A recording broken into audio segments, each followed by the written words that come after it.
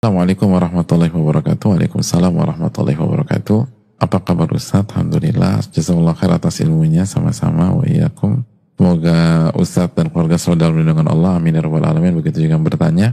Afan mau bertanya, ada kerabat saudara ana sudah menikah yang khilaf dan berzina. Apa yang harus dilakukan oleh saudara ana ini dan juga istrinya? Mohon nasihatnya. Jazakallah khair. Kayaknya istrinya udah tahu nih ya. Kalau istrinya belum tahu, kan pertanyaan kayaknya nggak kayak gini ya. Arahnya nih istrinya sudah tahu. Hadirin Allah muliakan, yang pertama yang harus kita camkan bahwa masalah ini bukan masalah ringan. Masalah ini masalah perselingkuhan, apalagi sudah masuk ke zina. Dan di hari gini kalau udah bicara perselingkuhan mungkin 99% jatuh pada zina ya. Yang pertama yang harus kita lakukan adalah ini tuh ibarat penyakit stadium yang parah dalam rumah tangga. Bagaimana tidak? Allah berfirman dalam surat An-Nur ayat 3, Az-zani la yankihu illa zaniyatan aw musyrikah. Laki-laki pezina tidak menikah kecuali dengan wanita pezina atau wanita musyrik. Wa zaniyatu la yankihuha illa zanin aw musyrik. Dan wanita pezina tidak menikah kecuali dengan laki-laki pezina atau laki-laki musyrik. Terus ditutup dengan firman Allah, wa hurrima dzalika 'alal mu'minin. Dan menikah dengan pezina haram bagi orang-orang yang beriman. Hati-hati makanya. Allah gak mengatakan menikah dengan, mohon maaf, pelacur atau profesional. Pezina. Pezina itu cukup sekali dilabeli pezina. Sekali aja. Itu pezina. Jadi tolong sikapi dengan serius. Siapapun. Baik yang bertanya atau dalam kasus yang ditanyakan ini, maupun jamaah yang lain yang mungkin pernah terjatuh pada maksiat ini. Jangan diremehkan. Menikah dengan pezina haram bagi orang-orang beriman. Itu poin. Nah, terus gimana cara menyelesaikan masalah ini? Yang pertama, yang harus kita camkan bahwa masalah ini tidak akan selesai kecuali setiap pihak suami dan istri, apalagi kalau istri udah tahu ya, bermain di kotaknya masing-masing. Allah berfirman dalam surat Al-Isra ayat 84, Qul kullun ya'malu ala syakilatih. Katakanlah setiap orang hendaknya beramal sesuai dengan kondisi masing-masing. Jangan urus kotak orang lain dalam tanda kutip, kecuali untuk mensupport, mendukung dan seterusnya. Mainkan kotak kita masing-masing. Oke, kalau kita sepakat, lanjut ke step berikutnya. Hendaknya masing-masing beristighfar dan bertobat kepada Allah. Istrinya juga Ustaz, iya istrinya juga. Kullun ya'malu ala syakilati. Setiap orang bermain di kotak masing-masing. Mau selesai gak masalahnya? Bermain di kotak masing-masing. Untuk suami, ia bertobat karena dosa zina tersebut. Dan dosa-dosa yang lain. Dan jangan putus asa. Jangan berpikir ini berakhir. Enggak. Tapi tadi pernikahannya haram. Gak boleh nikah dengan pezina. Iya. Tapi perlu kita camkan bahwa status zina kita akan Allah cabut jika kita hapus dengan taubat. At-taibu minadz-dzanbi kaman la dzanbalah. Orang yang bertobat dari dosa seperti gak pernah berdosa sama sekali. Oleh karena segera bertobat dan jangan pesimis. Allah mengatakan dalam surat Az-Zumar ayat 53 apa? Qul ya ibadiyalladzina asrafu ala anfusihim la taqnatu min rahmatillah. Innallaha yaghfiru dzunuba jami'ah. Katakan kepada hamba-hambaku yang melampaui batas, melakukan dosa dan maksiat. Salah satunya zina. La taqnatu min rahmatillah. Jangan pernah putus asa dari rahmat Allah. Allah mengampuni seluruh dosa. Jadi tobat. Adapun buat istri, suruh tobat juga iya. Kenapa? Karena walaupun dalam kasus ini suami yang salah, ingatlah firman Allah, wa ma asabakum min musibatin fabima kasabat aydikum. Apapun yang menimpa kalian itu pasti ada andil perbuatan tangan kalian, kesalahan dan dosa kalian. Betul suami yang berzina, tapi bisa jadi kenapa ini kita alami? Dan ini adalah pukulan yang paling menyesakkan bagi seorang wanita yang berumah tangga ketika mengetahui suaminya selingkuh. Ini musibah di atas musibah. Nah Allah katakan apapun yang menimpa itu ada andil dari kalian. Surat Asy-Syura 30. Jadi jangan mengatakan saya udah baik, saya sudah jadi wanita baik-baik, saya sudah ini, saya sudah, kenapa Allah lakukan ini? Loh, ada yang salah berarti. Apa kata Allah dalam surat Ali Imran ayat 182? Dzalika bima qaddamat aydikum wa anna Allah laisa bidzallamin lil abid. Itu karena perbuatan tangan-tangan kalian. Dan Allah nggak pernah zolimi kalian, nggak pernah zolimi kalian. Bisa jadi karena kita kurang beribadah kepada Allah sehingga akhirnya ini dialami oleh rumah tangga kita. Bisa jadi maksiatnya ke Allah atau kesalahannya ke suami kita. Kita belum jadi istri yang baik. Kita belum memenuhi hak suami kita. Akhirnya suami kita tergoda keluar. Walaupun itu bukan justifikasi, bukan. Laki-laki harus punya alat kontrol, tapi sebagaimana kita nggak ideal, suami kita juga mungkin nggak ideal pada saat itu. Coba istighfar, taubat. Jangan punya mental nyalain orang. Nggak akan berhasil. Salah satu mental orang gagal, hobi nyalain orang. Hobi nyalain suami, hobi nyalain istri. Sama. Bukan hanya kita dukung suami. Hobi nyalain suami itu metode orang-orang gagal, dan hobi nyalain istri metode orang-orang gagal. Jadi jangan pakai metode orang-orang gagal. Istighfar dan taubat. Itu yang kedua. Yang berikutnya, suami setelah bertobat, dia harus berusaha mendekat kepada Allah. Perbaiki hubungan dengan Allah. Semaksimal mungkin. Minta agar Allah hapuskan. Ingat sabda Nabi, kita udah belajar juga hadisnya. Jadi terapkan aja hadis yang kita bahas di muraqabah. Wa atbi'is sayyi'ata al-hasanata tamhuha. Dan ikutilah perbuatan buruk dengan perbuatan baik. Ini saya akan menghapus. Jadi langsung perbanyak ibadah, zikir kuat, sholatnya dijaga, puasa sunnah, infak sedekah, doa sama Allah. Semoga Allah bantu kita dan Allah lembutkan hati istri kita. Berdoa kepada Allah. Ibadah. Sebagaimana istri pun juga ibadah dikuatkan. Biar hati ini lunak. Biar hati ini objektif. Biar hati ini punya jiwa yang besar dan lapang. Banyak ibadah. Takarub kepada Allah. Khususnya maksimalkan sepertiga malam terakhir. Lalu kembali ke suami. Berikutnya, suami harus menunjukkan kepemimpinannya yang kuat. Karena di banyak kasus, kalau udah begini, maka seringkali istri akan membombardir. Semua yang dilakukan suami akan salah. Jadi kesalahan ini akan merembet kemana-mana. Dikit-dikit salahkan.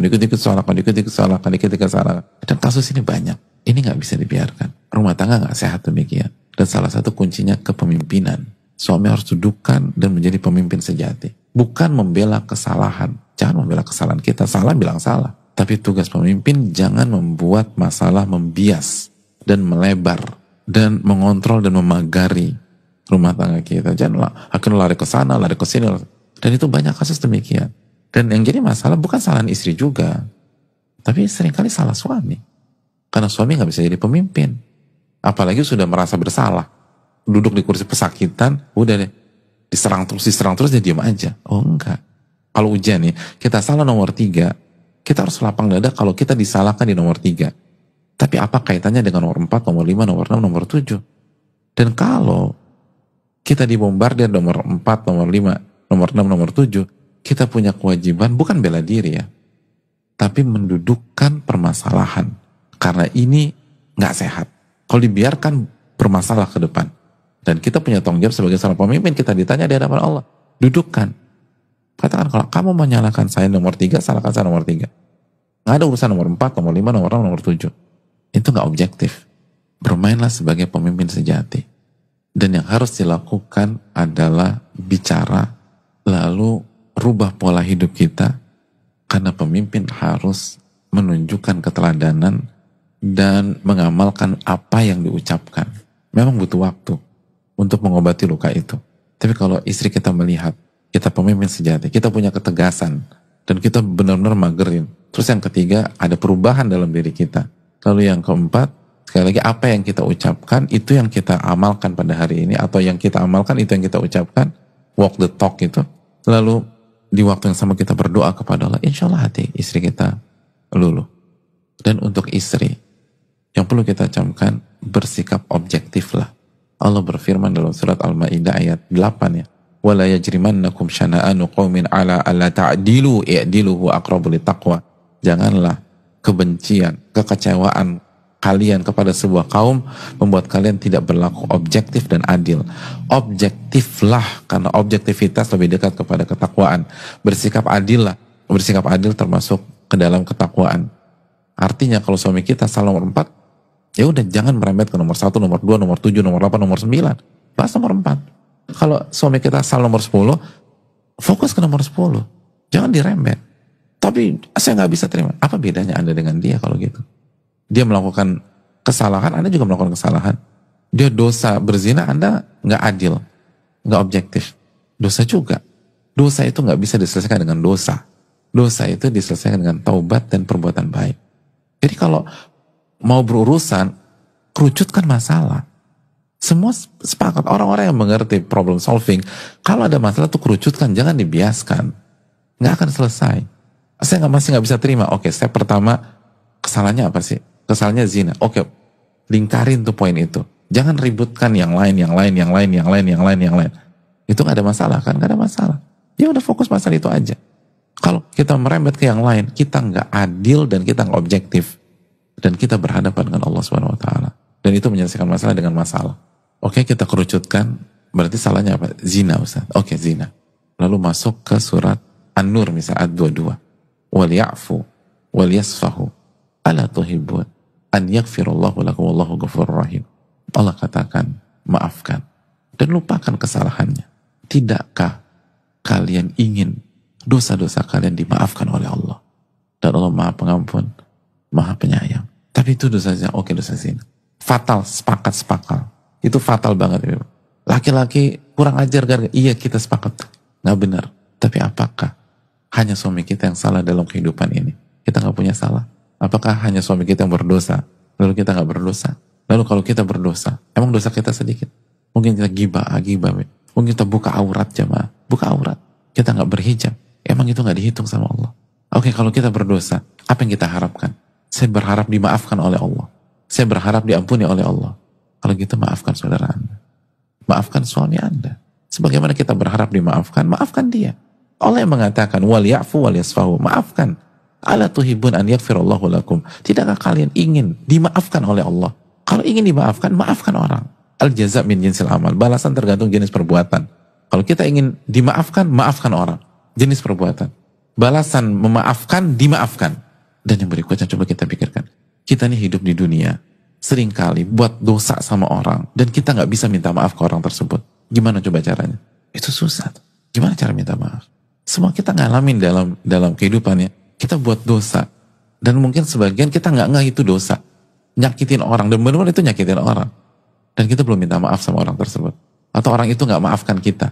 Terus gimana nanti kita di hari kiamat? Caranya agar Allah ampuni kita. Maafkan kesalahan orang. Maka Allah akan buat kesalahan kita kepada manusia yang lain. Atau orang yang lain diampuni juga. Al-jaza' min jinsil amal. Balasan itu tergantung jenis perbuatan. Anda maafkan kesalahan orang, Allah akan maafkan kesalahan Anda. Dan ingat, hidup itu berputar. Hari ini suami kita yang salah. Bisa jadi beberapa waktu ke depan kita yang salah. Dan kita berharap dimaafkan oleh suami kita. Hidup itu gak selamanya di atas. Hidup itu gak selamanya kita berada di posisi yang benar. Bisa jadi pada saat kita dalam posisi yang salah. Dan kita berharap dimaafkan. La yu'minu ahadukum hatta yuhibba li akhi ma yuhibbu li nafsi. Tidak beriman seseorang sampai dia menginginkan kebaikan untuk saudaranya sebagaimana dia inginkan untuk dirinya sendiri. Sebagaimana kita ingin dimaafkan ketika buat salah, sefatal apapun kita ingin dimaafkan, maka maafkanlah kesalahan orang lain, apalagi itu pasangan kita jika dia melakukan kesalahan walaupun itu fatal. Dan terakhir kata para ulama, wanita soleha itu konsepnya adalah membangun rumah tangga. Adapun wanita fasik konsepnya menghancurkan rumah tangganya sendiri karena egonya, karena ngotot terhadap nafsunya. Dia nggak peduli, udah berantakan deh. Enggak, wanita-wanita hebat, cerdas, itu mereka membangun, bukan menghancurkan. Kita tinggal pilih kita mau jadi wanita soleha atau wanita yang fasik, yang menghancurkan rumah tangganya karena ego dan emosinya sesaat. Minta pertolongan kepada Allah, dan insya Allah memudahkan kita melewati ini. Saya rasa cukup. Subhanakallahumma wa bihamdika, la ilaha illa anta, astaghfiruka wa atubu ilaik. Assalamualaikum warahmatullahi wabarakatuh.